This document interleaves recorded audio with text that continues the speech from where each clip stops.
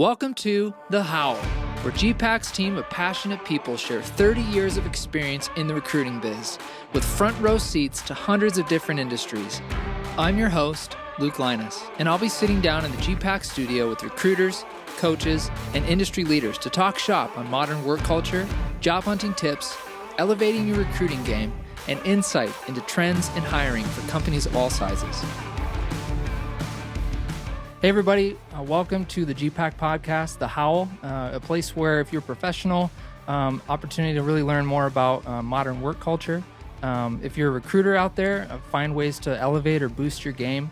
And if you're a manager out there, find that next step for you and your company and the way you want to grow and develop. My name is Luke Linus. I'm the creative director here at GPAC. Excited to have you on the show. We're a recruiting firm. We're based out of Sioux Falls, South Dakota.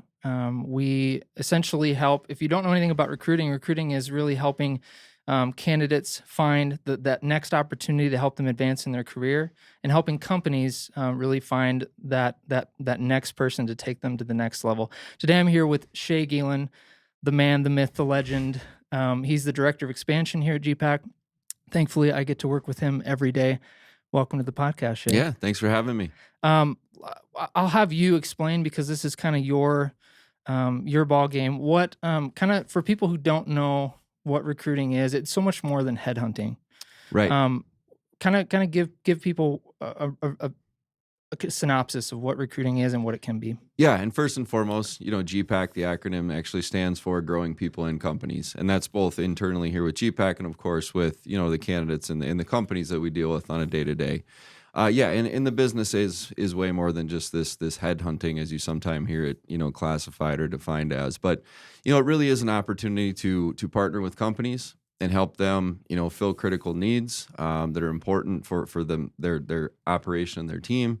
Help them grow, bring the right kind of members on their team that helps them get to the next level. And as you stated, right, getting candidates that maybe feel stuck in a rut, or there's something that's amiss within their professional balance sheet. That maybe aren't actively out there looking, but passively seeking something different that puts them in a better spot professionally. So it's all of that, and it's definitely a networking business, and it's definitely a business where you have to become really, really good at understanding people and understanding their motivations. Yep. Kind of give a little bit of your background. How'd you get started? What was that like for you? And then we'll land at where you are today.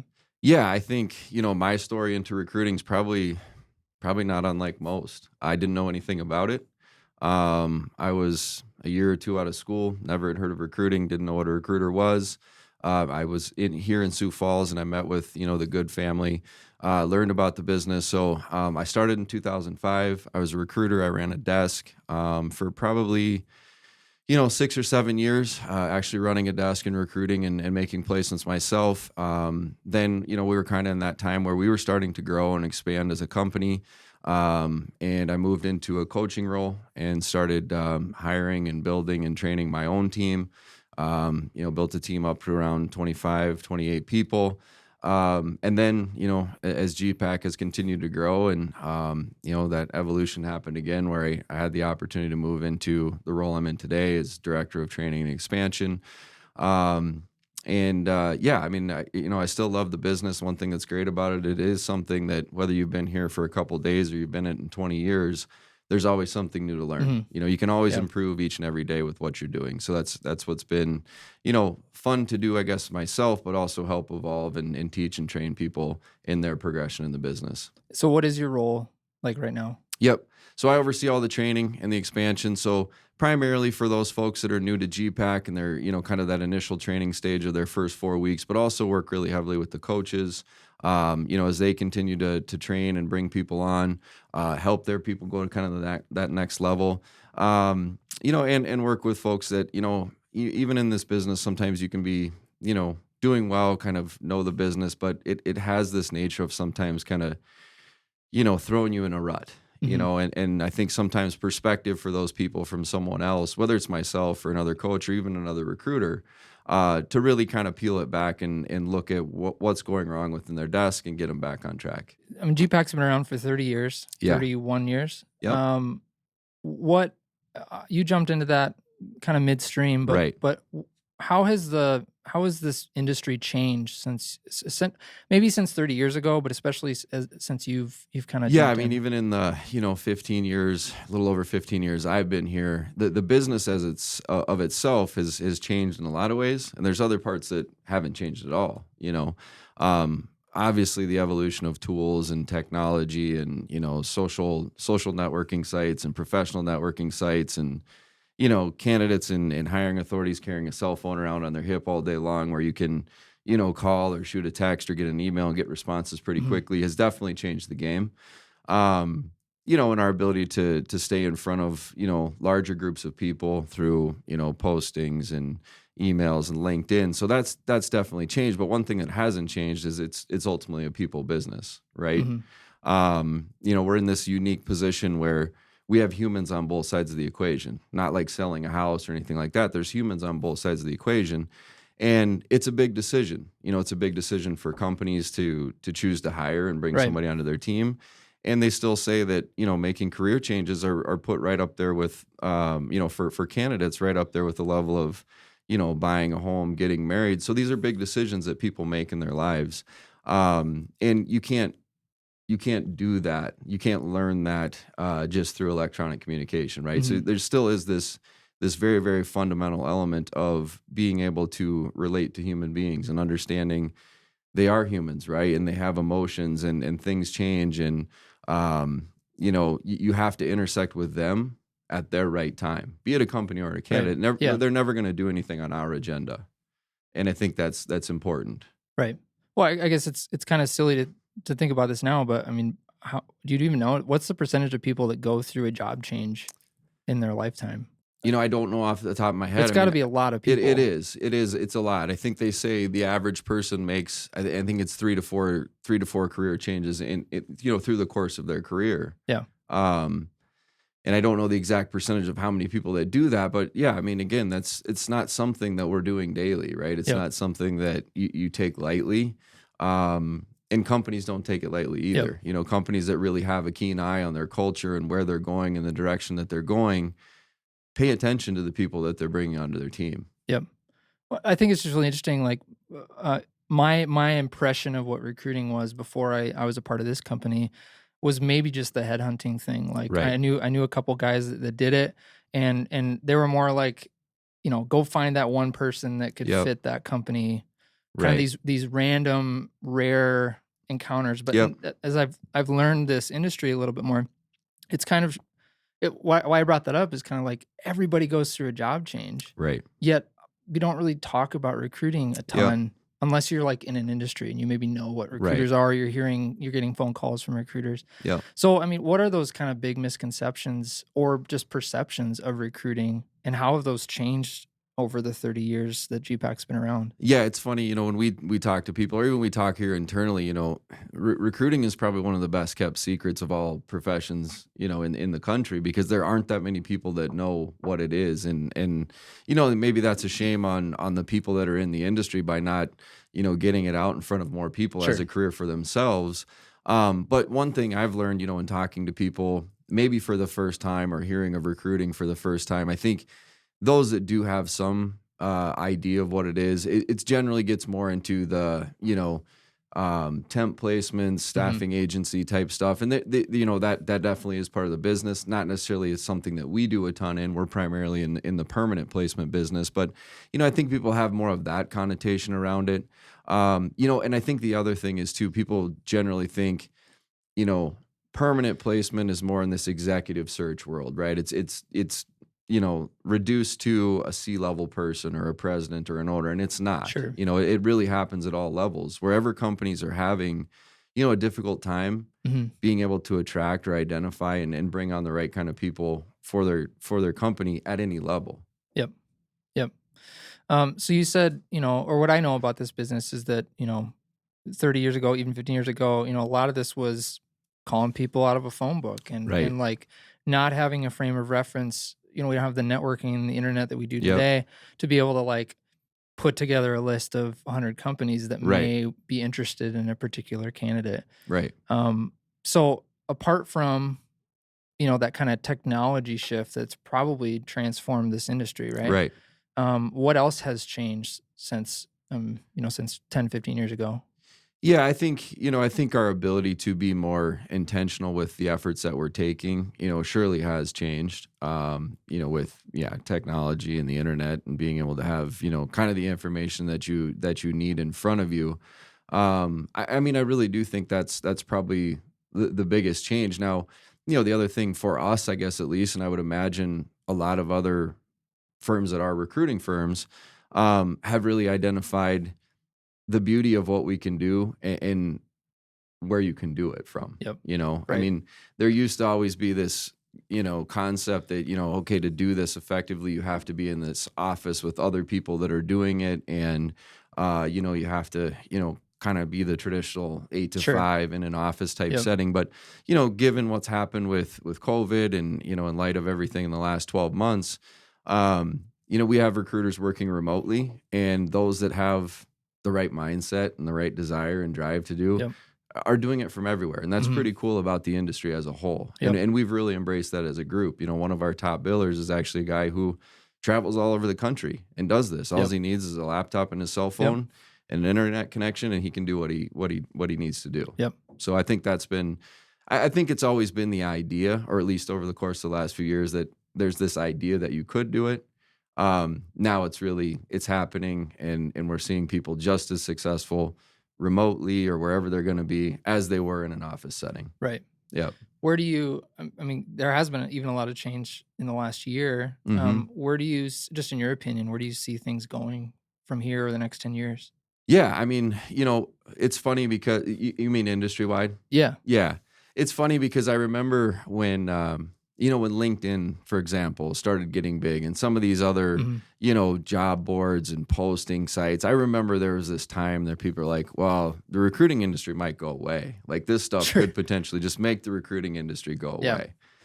And I think if nothing else, what you've seen with this is all the more need for recruiting, right? Because companies now can be exposed to more people, which doesn't necessarily get them exposed to the right people, Sure. right? So I think if anything, it's enhanced this need for companies to say, hey, we have a really, really specific type of person that we need, or a type of personality, or something that really fits, who we are.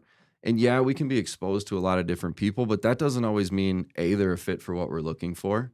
B, they've got a motivation to make a change. Yep. So that's where the recruiter can be that conduit, right? Not Mhm. only finding a person who has the right skill set and background that the company needs to fill a critical role, but also identify somebody that genuinely has a motivation to make a change. Yep. And so that, again, like I said before, that's not going to change, because Mhm. that kind of that kind of information only gets extracted through dialogue and conversation, Yep. between humans. Yep. So, yeah, I think, that's the business as itself, um, I believe is only going to go trend further, right? Mhm. Yep. Demand for specific people with specific skill sets and backgrounds to fill critical roles within companies is not going anywhere. Yep. So, Yep. Um, I think I really kind of want to hit that key point. And maybe if you're a recruiter listening to this, who's either in the game right now, or maybe somebody who's considering recruiting, I heard you say, the thing that's not going to change is this is a people business, a yeah. person business. Like, you're never going to go away from that core reality of building relationships with Hmm. clients and candidates, Yep. or companies and candidates, Yep. and helping them meet their needs. Yep. That's the key value of a recruiter, and that won't change Right. anytime.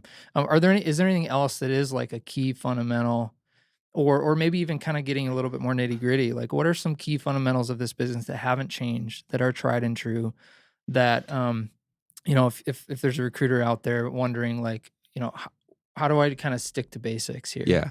Well, one thing I'd say for sure, and it does peel back to kind of this, live conversation, live dialogue with people, is I think I mentioned a little bit earlier, we have to understand that as recruiters, a company and or a candidate are never going to do anything on our agenda, you Sure. know? And if it's more important to us as a recruiter than it is to that company to hire somebody, or more important to us than it is for that candidate to make a change, then we're in the wrong spot. Sure. So I think, it's building relationships, and it's having um really thought-provoking dialogue with both candidates and companies to figure out, their true urgency or their true motivations to whatever it is that they're doing. Yep. And understanding that that's going to have to happen in a timeline that makes sense for them. To think that I'm in a position as a recruiter and I can talk a company into hiring someone that they don't need, or talk a candidate who's completely happy where they're at into taking another job, that's foolish, right? Because ultimately they're going to do what's best for them. And I think that's where you catch a lot of recruiters getting in a trap, thinking that they can push their agenda or sell someone into doing something on the timeline that they think is appropriate. Because ultimately the candidate might go along with that for a period of time. But when the rubber meets the road, they're going to say, hey, Sure. It's not me and it's not right now. And here are the reasons why.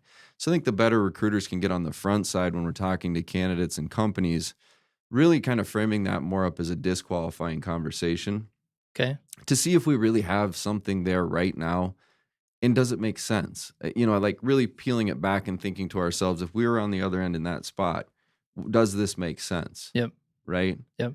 And I think recruiters sometimes are hesitant to do that, right? Because they believe, well, it doesn't really make sense to me, but they're going along with it, so I'm just going to keep going there too. And again, these are people. So at some point, that recognition has to happen in that candidate or that company's head to say, yeah, you know what, maybe we're not going down the right road here. Right. And as a recruiter, we can end up wasting a lot of time by not identifying that on the front side to come and find out at the back end. So how do you really coach that mindset? I mean, because I don't know about every firm or every industry leader, but like, recruiters are trying to make a living. Yep. A lot of these jobs are commission based. Mm-hmm. So it makes sense. You want a deal to go through. Right. You want a placement to happen. Yep. But how do you coach that mindset, to really be able to see beyond that moment to really, you're kind of talking about ownership. You're Right. giving the ownership or keeping the ownership where it belongs. Yeah. Which is not in the recruiter's seat. It's in this hiring authority or this candidate making the right decision. Yeah. I mean, I think the biggest thing I always try to instill on our recruiters is, that's a human being on the other end of the line too, right? Mm-hmm. It's not a product. It's not, don't look at it as your next potential commission. Like look at it like that's a human, somebody, if that was somebody that you knew or you yourself, like, you really got to ask the right kind of questions to see, are you really intersecting with this person or this company where it makes sense for them? Yeah. And, through training, we obviously go through a lot of, questions and, things to ask and questions to pose to a person that get a person really thinking, like get that person thinking. And then I think the most important part about that is asking the appropriate questions, but then listening. Yep. And really being honest with yourself about what you're hearing back. Or and not asking steering or leading questions that get you the answers that you want, but open-ended, thought-provoking questions that really get a person to give you honest feedback. And then as a recruiter, just listening and understanding what it is. Yep. And not tricking your brain into thinking that you heard something different. Yep. So a recruiter really then is both a high-quality service provider. Yeah. Right? And then they're also somebody, at least a GPAC recruiter, hopefully somebody who's going to deliver on that. Yeah. Yep. Right. Right. And without those two things, you're not maybe a balanced recruiter. Right. Yeah. I mean, it's the ultimate service business. Mm-hmm. It really is. So a person has to have that element of how they operate and really keeping that a very high priority in which the way they run their desk. Yep. So that's that. I mean, the service part is critical, but again, you can have great relationships with companies and or candidates, but if, like you said, if at the end of the day you don't deliver, right, that's only going to take you so far, right? Sure. Companies are going to rely on you to not only, be a great person and build good rapport, but at the end of the day, we are in a business where it's results driven. Yep. There's no in between. There's no pat on the back for saying, hey, great job, Luke, but you didn't get it done. Right. You still didn't find me anybody. I like you as a person. Yep. But you didn't get it done. So you still have to have that internal drive and desire and understand that the opportunities to be successful, with companies or candidates is fleeting and urgency is critical. Yep. Because when a company does have an urgent and critical need, they need it and it's going to get filled one way or another. Yep. So you got to treat that very, very seriously with your time and your attention and your focus on the activity that you're going to put forth to find them the right person. Yep. So I've got into this industry or been around this industry, I've become aware of how demanding, challenging, at times rigorous this career can be. Mm-hmm. It takes a lot of attention, takes a lot of plugging in, um, and like really, if you're gonna deliver, you're gonna do everything you can Mm-hmm. to make sure that you've got the right person that you're gonna put before Right. that hiring authority. That takes a lot behind the scenes every Yeah. day to show up and do that day in and day out. Right. So I'm curious, even for you, I think what I'm kind of getting at is I think people need their why. They need to Yeah. know why they're going to come to work and grind every day, or why they're going to hear no 75 times Yeah. and hear yes once, Right. and then keep doing that again and again and again. Yep. So maybe talk about why it's so important to know your why, and then I'll ask you yours, if that makes sense. Yeah, I mean, I think a person, well, in any walk of life, right? Sure. Whether that's Doesn't have to be recruiting or recruiting, yeah. anything you do, I think you really have to have that firm, why about what it is that you're going to wake up and do every day, and be passionate about it and believe in it. And every person's is different. Yep. Mine's different than yours, and yours is different than somebody else's. But I think you really, in this business for sure, I think it's critical that you identify that, because of what you said, right? This business does have its fair amount of frustrations Sure. and heartbreaks and hurdles and obstacles to get over. And if a person doesn't really have that keen focus on their basic why each and every day, I think those negatives that happen in this business will rock you, right? They'll cause a person to kind of get derailed and really start to feed into the negativity that sometimes can happen on a day-to-day or week-to-week. I mean, this business obviously has big wins, but not every day is a win. Yep. And if you don't really keep that why firm in your head, sometimes those things can manifest and cause a person, like, quite honestly, to say, hey, maybe this isn't for me. Sure. Yep. What does make this career so rewarding? Yeah, I mean, of course there's the financial part, right? I mean, it is a very unique business in what we do, but I think, What do you mean by that? yeah, I mean, it's unique in the sense that, what we do is a high level service, and it's a big ticket item. Yep. We're dealing with companies, the fees are quite substantial.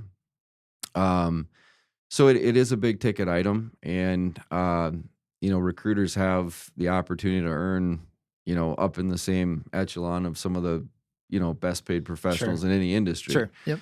And I don't ever like getting too much into that, because again, I think what we have to really make sure that we keep, the focus on is, these relationships, right? And what we're building, and I don't think that this business would be ultimately long-term rewarding if you're only looking at all the relationships that you have as transactional. Like, hey, you have a need right now, I have a candidate, we do this together today, and then, we never talk again. Yep. I just don't think that this thing would really, I think it would be difficult to do it for the long run with that kind of mindset. Yep.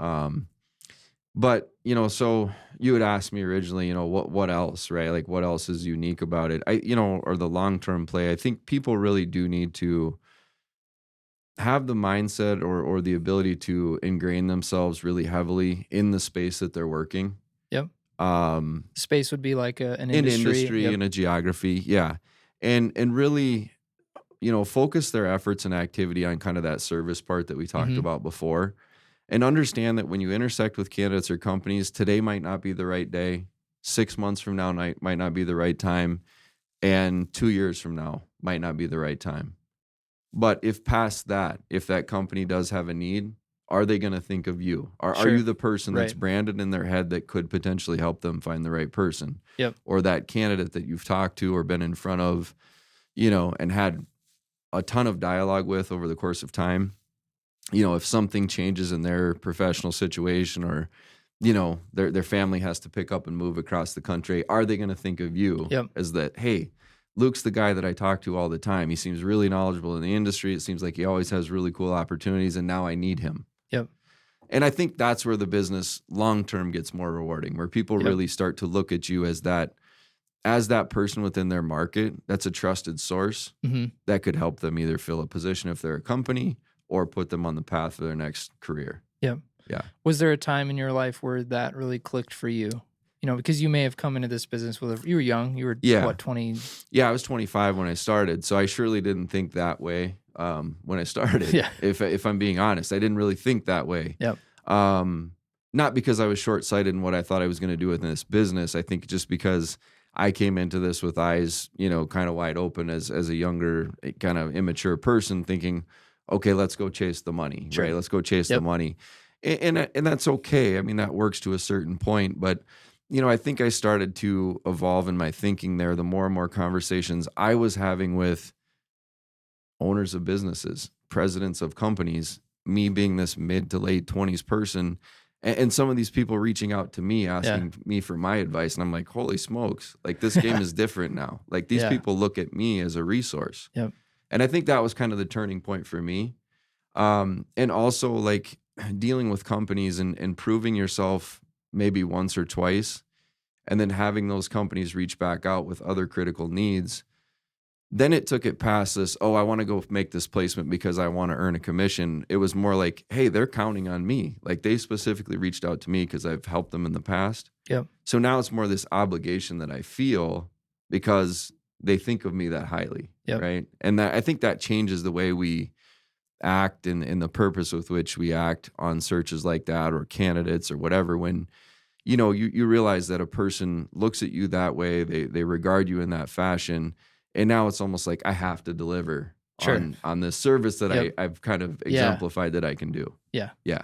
You told me once a story, I can't remember when it was in your journey where that kind of thing happened to you. Yeah.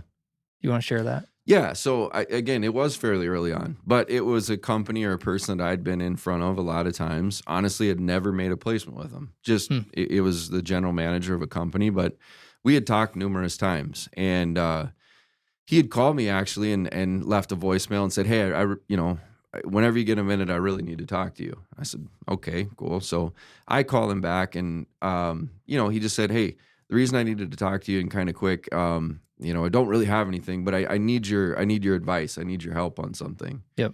I've interviewed this candidate. It's a higher level role within our company, and I really don't even know like what do I need to do to get a person like this. Like I don't even know what I should be offering somebody like this. Here's kind of their background. Here's their years of experience.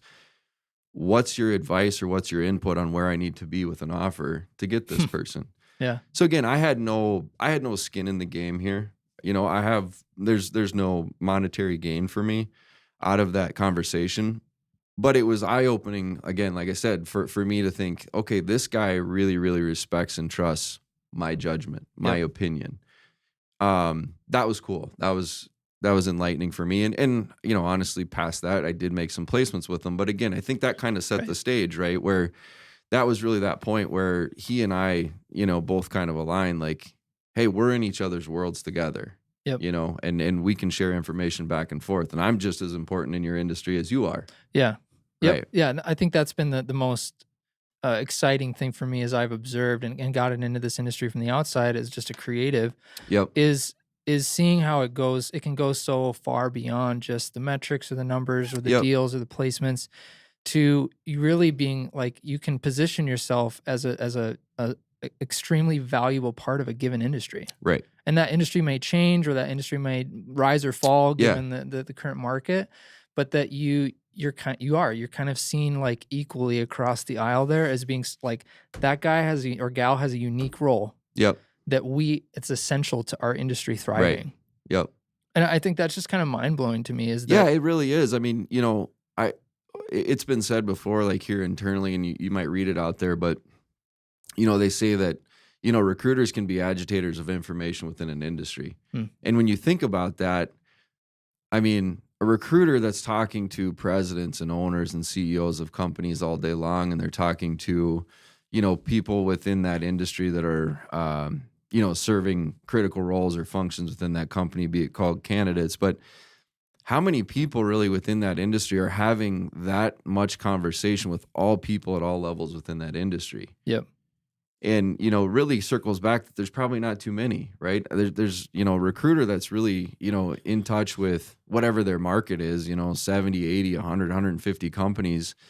You really are in a unique position because you're hearing comments and conversations and feedback at all levels from all different types and sizes of companies within that space, which is unique, Yeah. right? I mean, there's not going to be a lot of people that are that in tune or that ingrained at all levels in all different types of companies in that industry other than a recruiter. Right. Because, I mean, companies are going to be focused on their company On and their growing their companies. company Yeah, or their and they silo. might know one or two other owners within Sure. an industry or one or two other people that do what they do. Yep. But that's limited. Yep. Yep. So, what would be some tangible, maybe takeaways or tangible things think about a recruiter out there that is either getting started or that has been in this for a while, where you're kind of opening up this like, hey, there's this bigger reality that's possible in recruiting, and honestly, that drives a whole lot of purpose and impact, and being an intricate part of of an industry at large. Like, how do you get there, or what are some of the key things that you need to do to position yourself as that person? Yeah, I think if you're new to the industry, the recruiting industry, Yeah. if you're new to it, depending on where you're coming from, one thing we tell people here at GPAC, focus on the craft first. That's what I would tell a new person. Focus on the craft first, like meaning learn the business, the recruiting business. How to go out and qualify candidates and understand their urgencies and their motivations, and be in touch with decision makers within companies and carry that conversation to figure out if they have critical needs. Focus on that part of it first, because that's going to serve you well long term. Because one of the really, really unique parts about the recruiting industry as a whole is it's basically recession proof. I've been here since 2005, so I was here when the recession hit in 2009. There's been a couple blips in the road, here, there, wherever. Of course, what's happened here in the last 12 months with the pandemic. And one thing that's really rung true is, regardless of whatever's happening around us, even if there's a recession, or even if the industry that a person's in goes south for one reason or the next, or even if it's seasonal in nature, if you have that craft down, you can apply that in any industry. You can find other spaces or other industries to go apply that craft in. So focus on the craft first, because once you have that, you can apply it anywhere. But past that, like once you kind of have that grasp of it, I would say gravitate towards an industry. Gravitate towards a really specific market, probably a specific industry, or touching industries where kind of the similar people are in demand, and focus on a geography where you can really, really become, like we would call it, become famous in your space. Sure. Like make sure that each and every decision maker at all levels within those companies that you're reaching out to.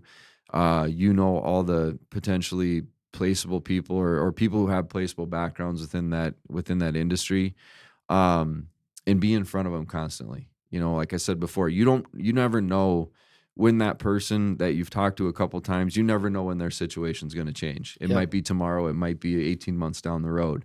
You never know when that company that you've been in front of, that they've told you, hey, Luke, I don't need you. I don't need you. I don't need you. I don't know why you keep calling me. I don't know why you keep sending me this stuff. You never know when their situation changes. Yep. But they recognize you, right? Yep. They say, hey, Luke, I've told you no 100 times. I do appreciate your persistence, because now I actually do need somebody. Sure. And the candidates you've brought up before seem like the right kind of people. Yep. So now I need your help. Yep. So again, understand the craft first, but then once you've got that, identify an inventory or an industry, and get in it, get active, have conversations. You can send electronic messages, you can send emails, you can send LinkedIn messages, you can whatever. But the funny thing about this industry is you always want to find how you're going to differentiate yourself from other recruiters. Yeah. That's the key. There's recruiters out there in every industry. You're going to compete against other recruiters. That's always been the case. So how do you separate yourself? Well, back in the day, the phone was the only thing. That's what all the recruiters were doing. Well, then tools and stuff started to evolve. Well, then if you were the recruiter that was using LinkedIn, that might be your differentiator, right? Sure. You might want to be one of the First few in that. recruiters Yep. that's first in line, right? Mhm. That's cool, that's flashy, it's the new tool out there. And now it's almost evolved to the fact where all these recruiters have these tools. These companies, these candidates are all getting peppered through all these tools, where now it's almost changed, where it's all the way back to the original thing. Really? Like, Yeah. people want the live conversation. Yeah. Like, we've They had want the personal. they want Mhm. that personal conversation now. Yep. Like, we had a company that, we had sent emails to, sent LinkedIn messages to. We have our recruiters doing what we're saying, right? Like, get out there, get in front of them, have these live conversations. And he left a voicemail to a CEO of a company.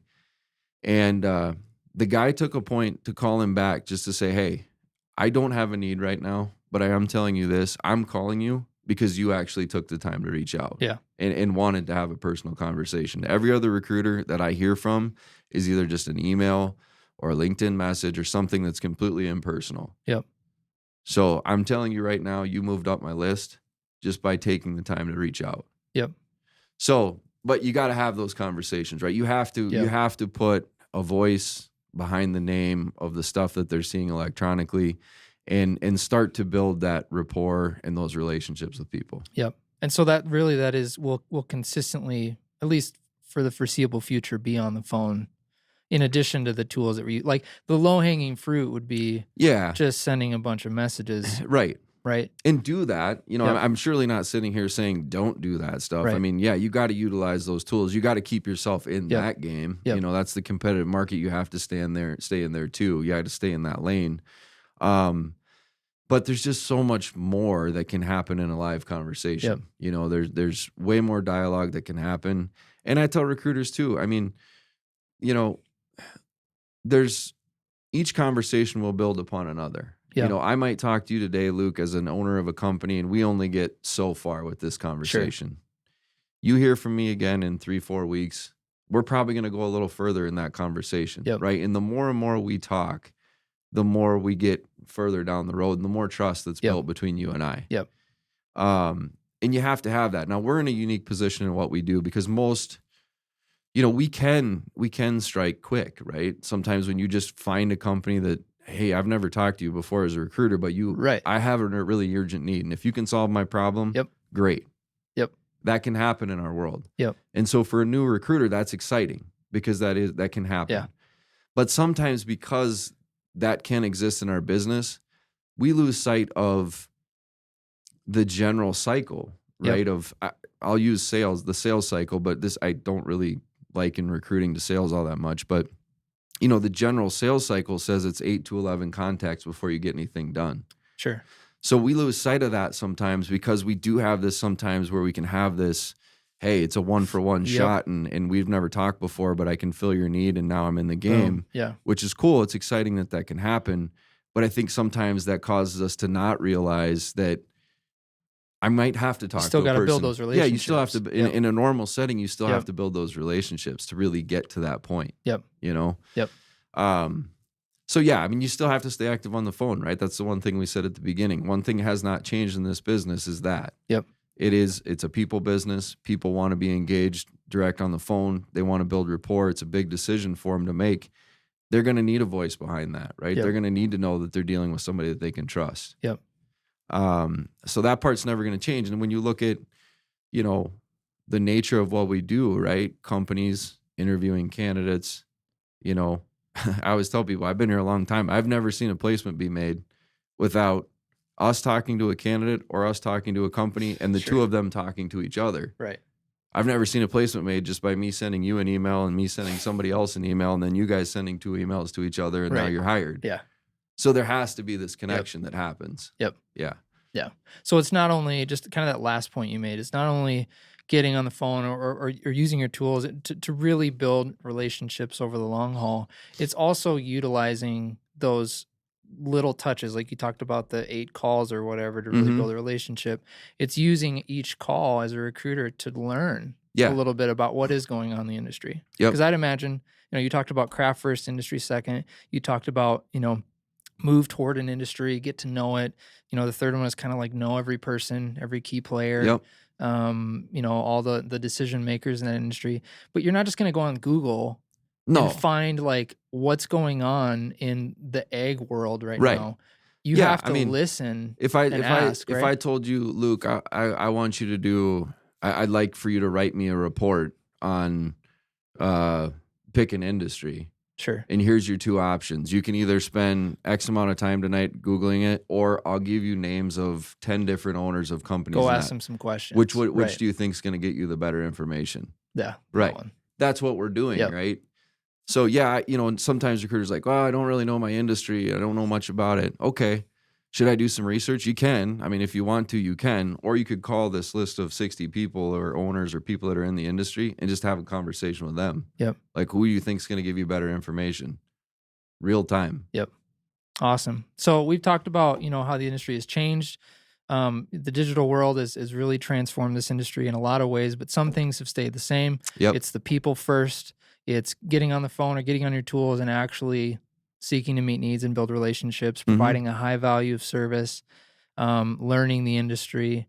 I think there's a lot of really good stuff there. Anything else, like just kind of a nugget or a takeaway related to that topic before we round out? Anything that because the reason I ask you, and I have you in the studio today, is you see new recruiters come through, right? Every month. Yep.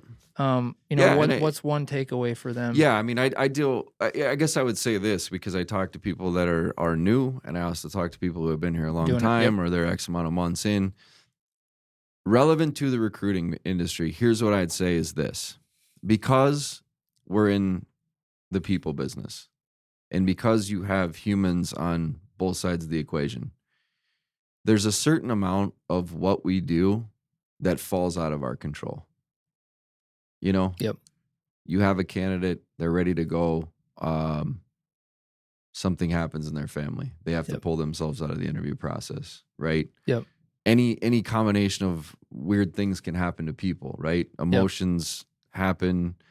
People make, change their minds or whatever. So we have to accept that that's just the reality of dealing with people. And you can't let that stuff disrupt or cause you to get negative about what you're doing. But you have to focus on the things that you can control. That's the most important thing for a recruiter. Yep. Understand the things that are within your control and really, really have confidence in executing those things, and understanding that these other things, you can do as much as you can. You can try to do this business as well as you can, and you want to do everything right on the front side. But there are going to be things that are outside of your control, or what you have the ability to wrap your hands around. Yep. So really focus on the things that you can control each and every day.